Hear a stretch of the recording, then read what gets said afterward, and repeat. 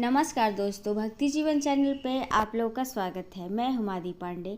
आइए सुनते हैं पुरुषोत्तम मास महात्म कथा, अध्याय 13, 14, 15, 16। इसके सुनने से मन की सारी इच्छाएं पूरी होती है और सारे पापों का नाश होता है और विष्णु भगवान के साथ माँ लक्ष्मी की भी कृपा घर परिवार पे बनी रहती है। दोस्तों तो चलिए कथा सुनते हैं।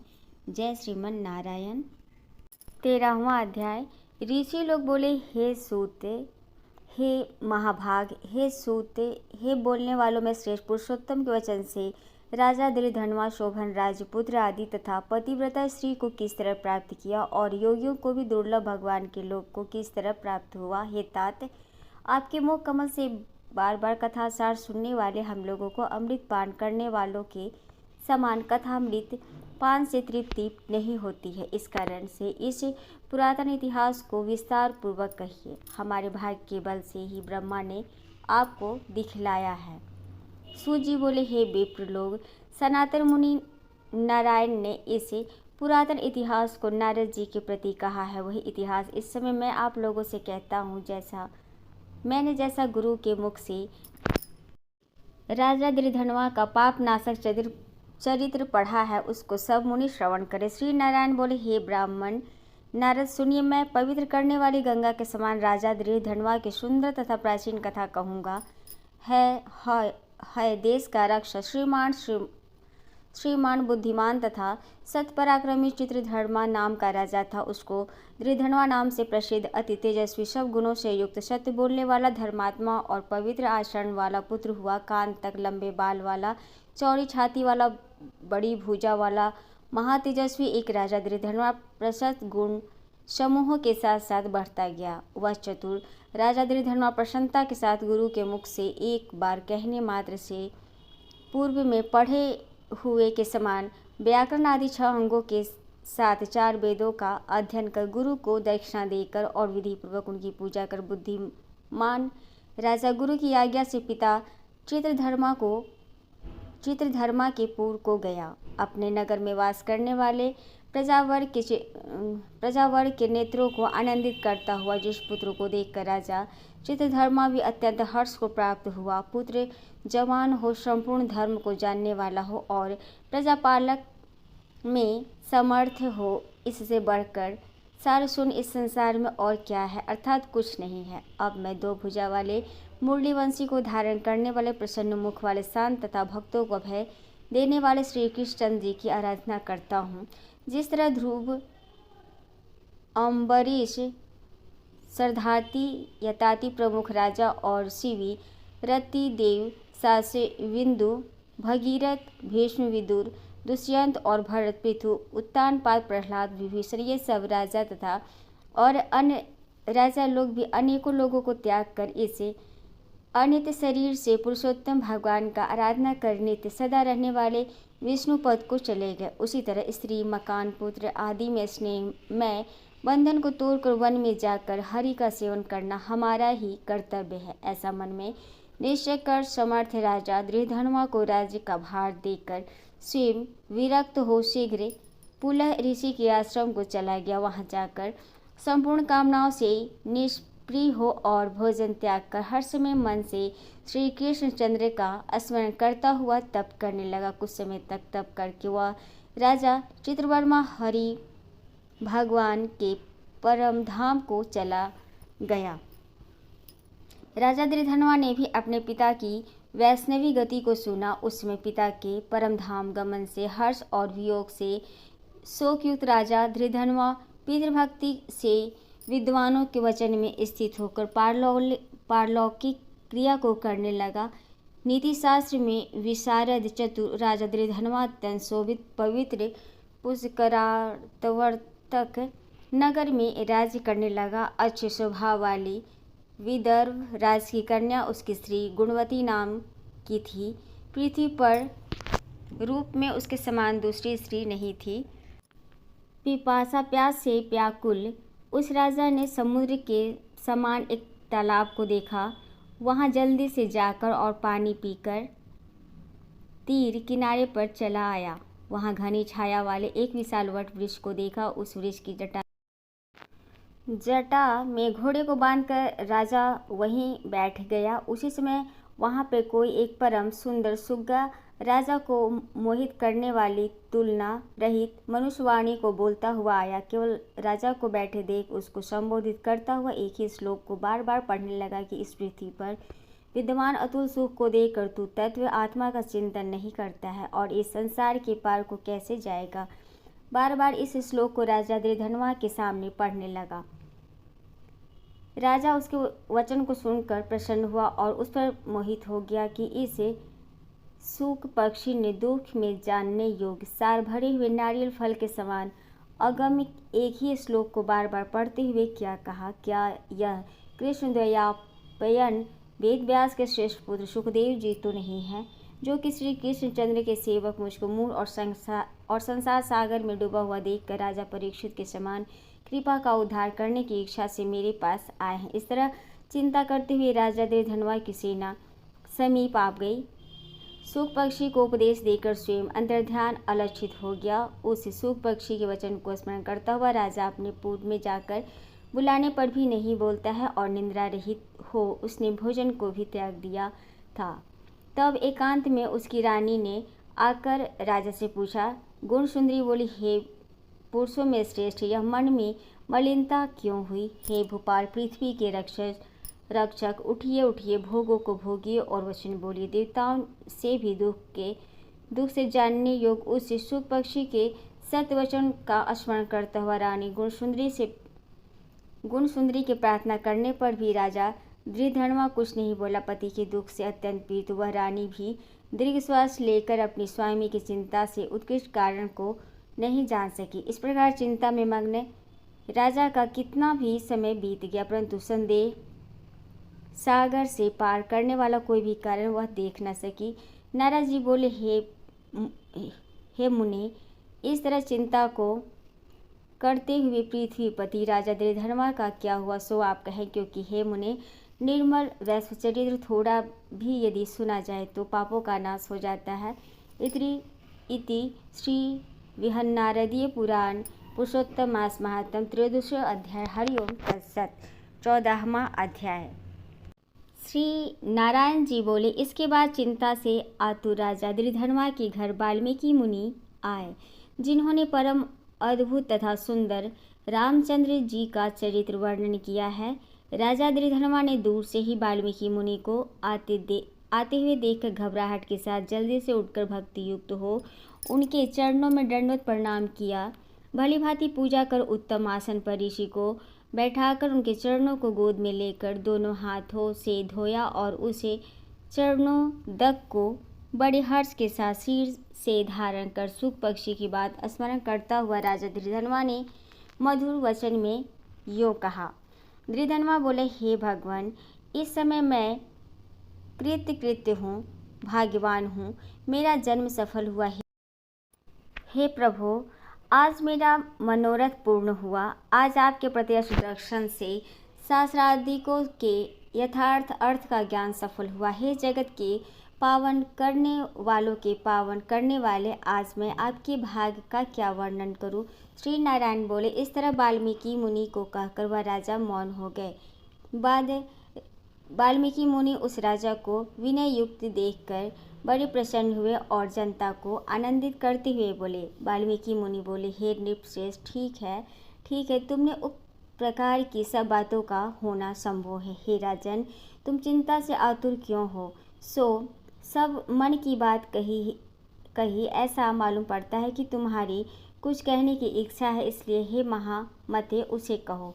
राजा दृढ़धनवा बोला, आपके चरण कमल की कृपा से हमेशा सुख है, परंतु हे विद्वान, हमारे हृदय में एक बड़ा संदेह है। वन में होने वाले सुख पक्षी के मुख से निकले हुए बाण के समान उस वचन को दूर करे। किसी समय मैं शिकार खेलने के लिए गहन वन में निकल गया। वहां भ्रमण करता हुआ एक तालाब देखा, उसका जल पिया। बाद में थकावट दूर करने के लिए एक बड़े वट वृक्ष के नीचे बैठ गया। अत्यंत घनी तथा सुंदर छाया वाले और मन एवं नेत्र को आनंद देने वाले उस वृक्ष पर बैठे हुए सुंदर सुख पक्षी को देखा। जब उस सुख पक्षी पर हमारी दृष्टि गई, तब उसने हमारे सम्मुख होकर एक श्लोक पढ़ा कि इस पृथ्वी पर विद्यमान अतुल सुख को देखकर तू तत्व आत्मा का चिंतन नहीं करता है तो इस संसार के पार कैसे जाएगा।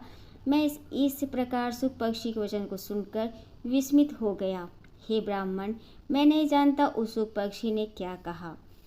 इस हमारे हृदय के संदेह को आप दूर करने के योग्य हैं। हमारा राज सुख तथा सुंदर 4 पुत्र, सुंदर पतिव्रता स्त्री, हाथी, घोड़ा, रथ, सेना। हे ब्राह्मण, ये सब अतुल समृद्धि इस समय हमें किस पुण्य से प्राप्त है, यह सब विचार कर संक्षेप में कहने के आप योग्य हैं। राजा दृढ़धनवा के वचन को वाल्मीकि मुनि सुनकर प्रणाम कर एक मुहूर्त तक ध्यान में मग्न हो हाथ में रखे हुए आंवला के फल के समान विश्वास संसार के भूत भविष्य और जो वर्तमान विषय है उसको हृदय में समाहित के बल से जानकर और निश्चय कर राजा से बोले। वाल्मीकि मुनि बोले, हे राजाओं में श्रेष्ठ, अपने पूर्व जन्म का चरित्र तुम सुनो। हे राजेंद्र, पूर्व जन्म में आप द्रविड़ देश के ताम्रपर्णी नदी के किनारे वास करने वाले सुखदेव नामक ब्राह्मण थे। धार्मिक सत्यवादी, जो मिल जाए उसमें ही संतोष करने वाले, वेदाध्ययन से संपन्न, विष्णु भक्ति में परायण रहा करते थे। आपने अग्निहोत्र आदि यज्ञों के द्वारा भगवान श्री हरि को प्रसन्न किया। इस प्रकार रहते हुए तुम्हारी गुणवती स्त्री थी। वह गौतम ऋषि की सुंदर कन्या गोमती नाम से प्रसिद्ध शंकर की सेवा में तत्पर पार्वती के समान तुम्हारी प्रेम से सेवा करती थी। गृहस्थ आश्रम धर्म में धर्मपूर्वक वास करते हुए बहुत समय बीत गया, परंतु तुम्हें कोई संतान नहीं हुई। एक दिन अपनी स्त्री से सेवित आसन पर बैठा हुआ दुखित ब्राह्मण गदगद स्वर से बोला, अये सुंदरी, संसार में पुत्र से बढ़कर दूसरा सुख नहीं है और तप दान से उत्पन्न पुण्य दूसरे लोक में सुख देने वाला होता है।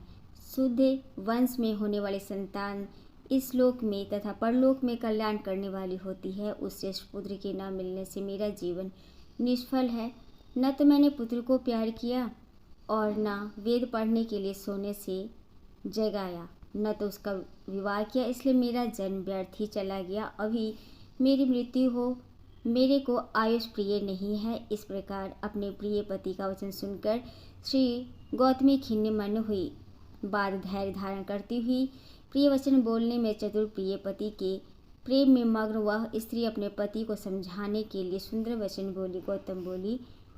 गौतमी बोली, हे प्राणेश्वर, अब इस संसार तुच्छ वचनों को न कहिए। आपके समान भागवत भक्त विद्वान लोग मोह को प्राप्त नहीं होते हैं।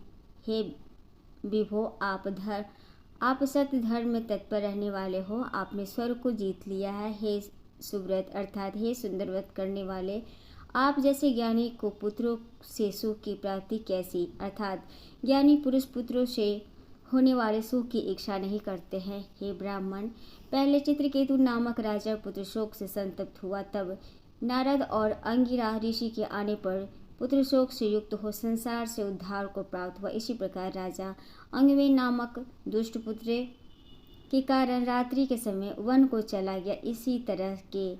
इसी तरह हे स्वामी, आपको भी संताति दुख देने वाली होगी। फिर भी हे तपोधन, यदि आपको सत्यपुत्र की लालसा है तो प्रसन्नता से जगत के नाथ समस्त अर्थों के दाता हरि भगवान की आराधना करें। हे ब्राह्मण, पहले सांख्यावर्च कदर्म ऋषि ने उनकी आराधना कर पुत्रों को प्राप्त किया, जो कि पुत्र योनियों में श्रेष्ठ कपिल देव नाम से प्रसिद्ध हुआ। ब्राह्मण श्रेष्ठ इस प्रकार अपनी धर्मपत्नी के वचन सुनकर तथा निश्चय कर उस पत्नी गौतमी ऋषि के साथ ताम्रपर्णी नदी के तट पर गया। वहां जाकर उस पवित्र नदी में स्नान कर अत्यंत श्रेष्ठ तप करता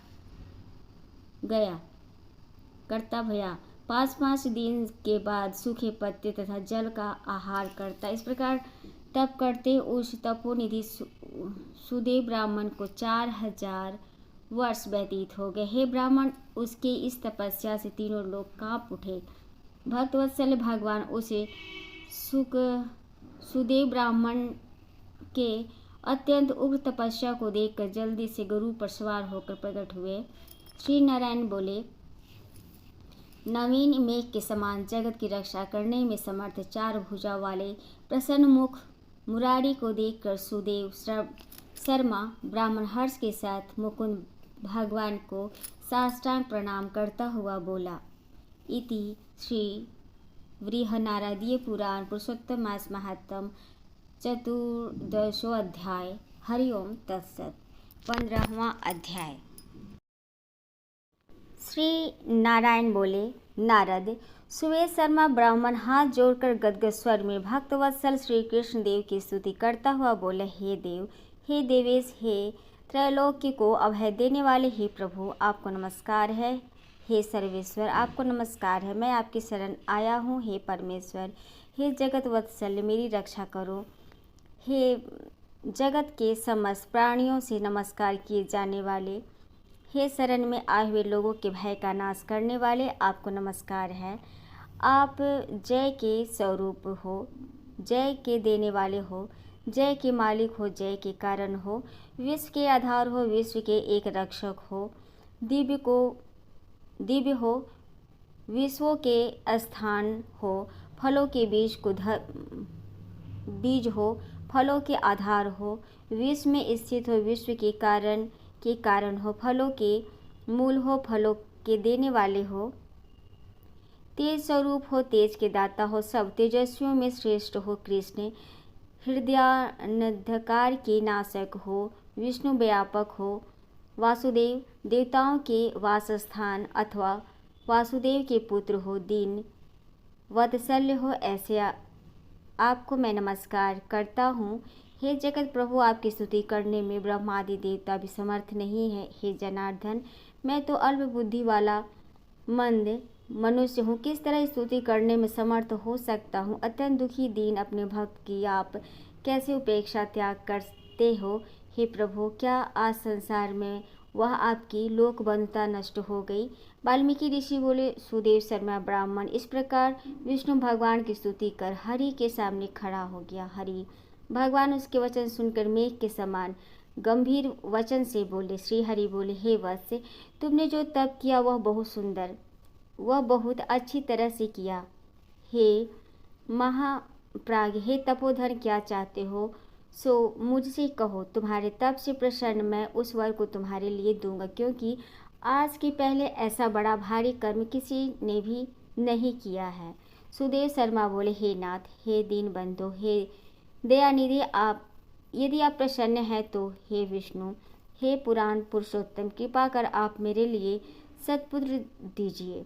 हे हरे, पुत्र के बिना सुना यह गृहस्थाश्रम धर्म मुझको प्रिय नहीं लगता। इस प्रकार हरि भगवान सुदेव शर्मा ब्राह्मण के वचन को सुनकर बोले।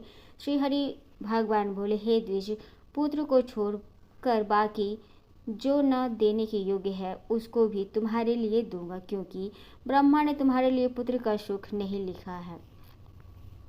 मैंने तुम्हारे भाल देश में होने वाले समस्त अक्षरों को देखा, उसमें 7 जन्म तक तुमको पुत्र का सुख नहीं है। इस प्रकार वृष प्रहार के समान निष्ठुर हरि भगवान के वचन को सुनकर जड़ के कट जाने से वृक्ष के समान वह सुदेव शर्मा ब्राह्मण पृथ्वी तल पर गिर पड़ा। पति को गिरे हुए देखकर गौतमी ऋषि अत्यंत दुखित हुई और पुत्र की अभिलाषा से वंचित अपने स्वामी को देखती हुई रुदन करने लगी। कुछ समय बाद धैर्य का आश्रय ले गौतमी ऋषि गिरे हुए पति से बोली। गौतमी बोली, हे नाथ, उठिए उठिए, क्या मेरे वचन का स्मरण नहीं करते हैं। ब्रह्मा ने भाल देश में जो सुख दुख लिखा है वह मिलता है। रमानाथ क्या करेंगे। मनुष्य तो अपने किए कर्म का फल भोगता है। अभागे पुरुष का उद्योग मरणासन पुरुष को औसत देने के समान निष्फल हो जाता है। जिसका भाग्य प्रतिकूल उल्टा है उसका किया हुआ सब उद्योग व्यर्थ होता है। समस्त वेदों में यज्ञ, दान, तप, सत्य, व्रत आदि की अपेक्षा हरि भगवान का सेवन श्रेष्ठ कहा है, परंतु उससे भी भाग्य बल श्रेष्ठ। इसलिए हे भूसुर, सर्वत्र से विश्वास को हटा कर उठिए और शीघ्र देव का ही आश्रय लीजिए, इसमें हरि का क्या काम है। इस प्रकार उस गौतमी के अत्यंत शोक से युक्त वचन को सुनकर दुख से कांपते हुए गरुड़ जी विष्णु भगवान से बोले। गरुड़ जी बोले, हे हरे शोक रूपी समुद्र में डूबी हुई ब्राह्मणी को, उसी तरह नेत्र से गिरते हुए अश्रुधारा से व्याकुल ब्राह्मण को देखकर, हे दीन बंधु, हे दया सिंधोष, हे भक्तों के लिए अभय को देने वाले, हे प्रभु, भक्तों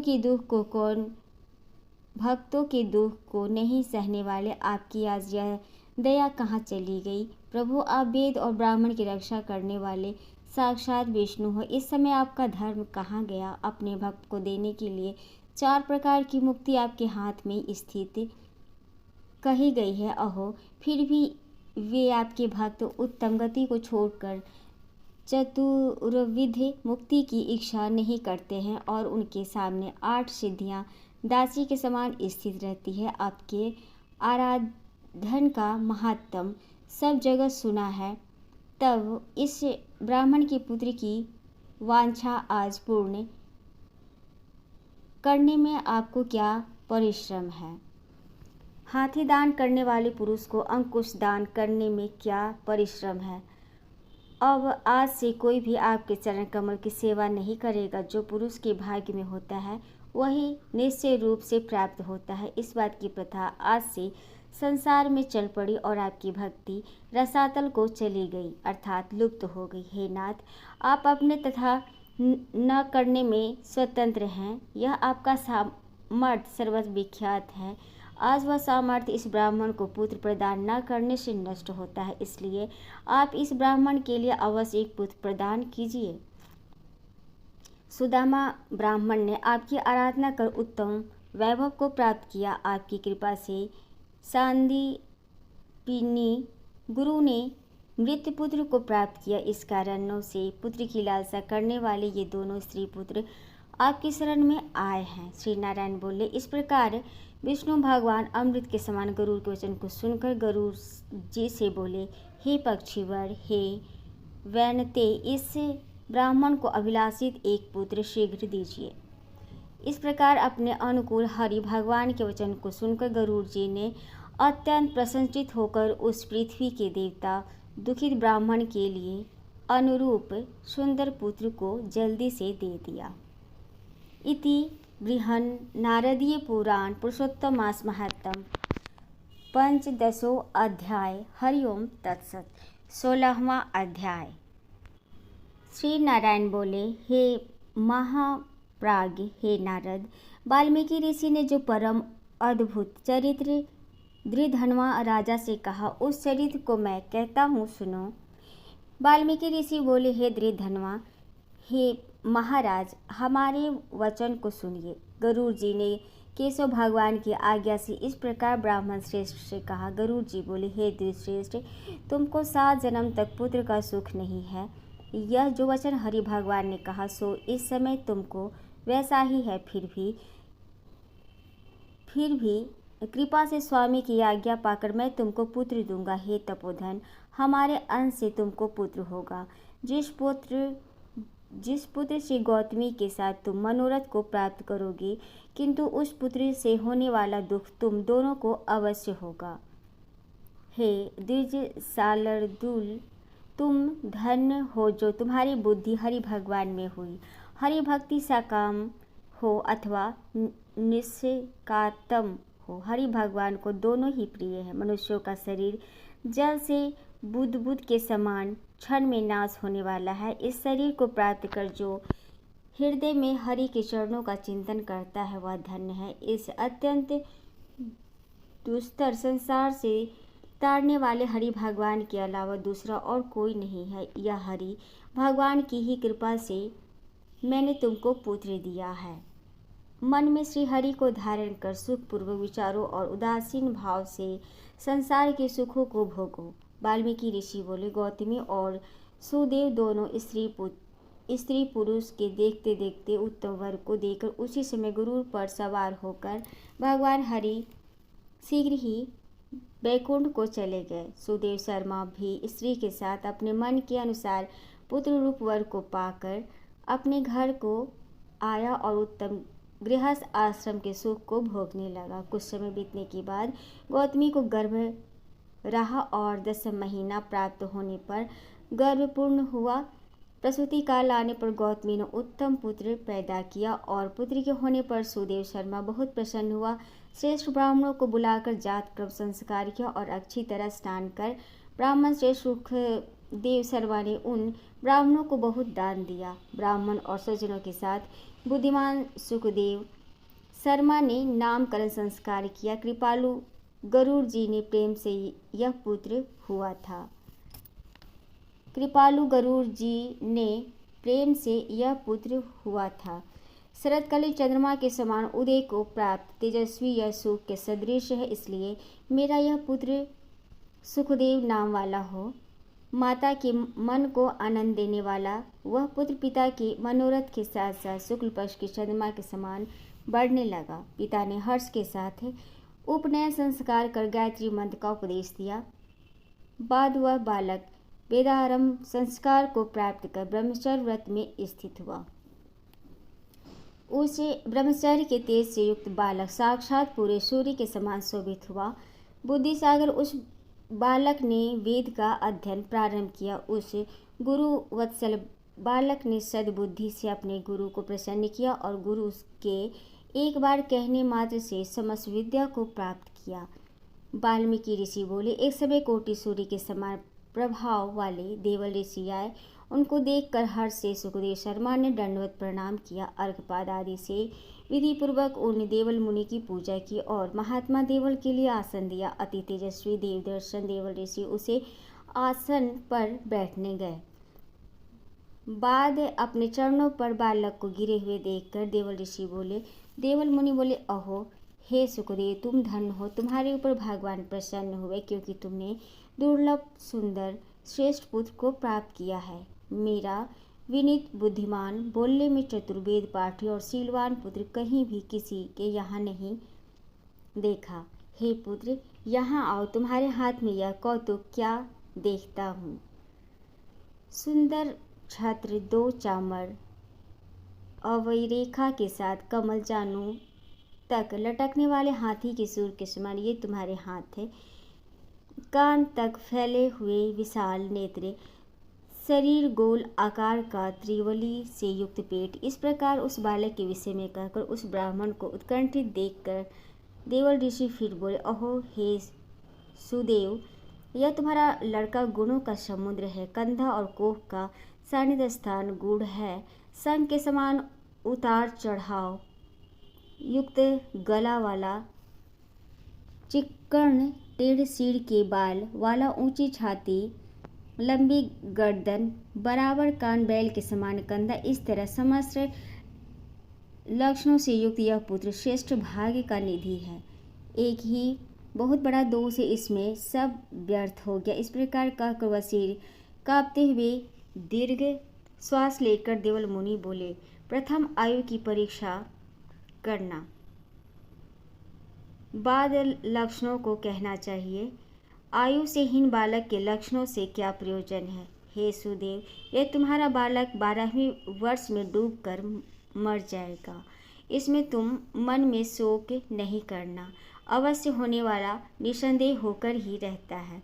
मरणासन्न को औषध देने के समान उसकी कोई प्रतिक्रिया नहीं है। वाल्मीकि मुनि बोले, देवल मुनि इस प्रकार कहकर ब्रह्मलोक को चले गए और गौतमी के साथ सुदेव ब्राह्मण पृथ्वी पर गिर पड़े।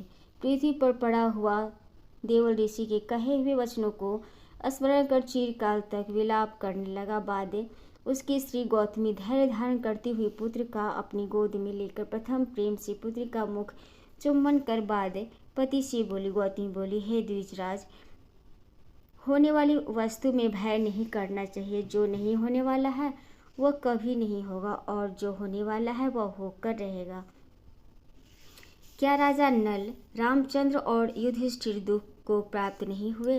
राजा बलि भी बंधन को प्राप्त हुआ, यादव नाश को प्राप्त हुए, हिरण्याक्ष कठिन वध को प्राप्त हुआ। वृत्रासुर भी मृत्यु को प्राप्त हुआ। सहस्रार्जुन का सिर कटा, रावण के भी उसी तरह सिर काटे गए। हे मुने, भगवान रामचंद्र भी वन में जानकी के विरह को प्राप्त हुए। राजसी परीक्षित भी ब्राह्मण से मृत्यु को प्राप्त हुए। हे मुनि श्रेष्ठ, इस प्रकार जो होने वाला है वह अवश्य होता है। इसलिए हे नाथ, उठिए और सनातन हरि भगवान का भजन करिए, जो समस्त जीवों के रक्षक हैं और मोक्ष पद को देने वाले हैं। वाल्मीकि ऋषि बोले। इस प्रकार सुदेव शर्मा ने अपनी स्त्री गौतमी के वचन को सुनकर स्वस्थ हो हृदय में हरि भगवान के चरणों का ध्यान कर पुत्र से होने वाले शोक को जल्दी से त्याग दिया। इति श्री नारदीय पुराणे पुरुषोत्तम मास महात्म्य में 16वां अध्याय। हरि ओम तत्सत। जय श्रीमन नारायण।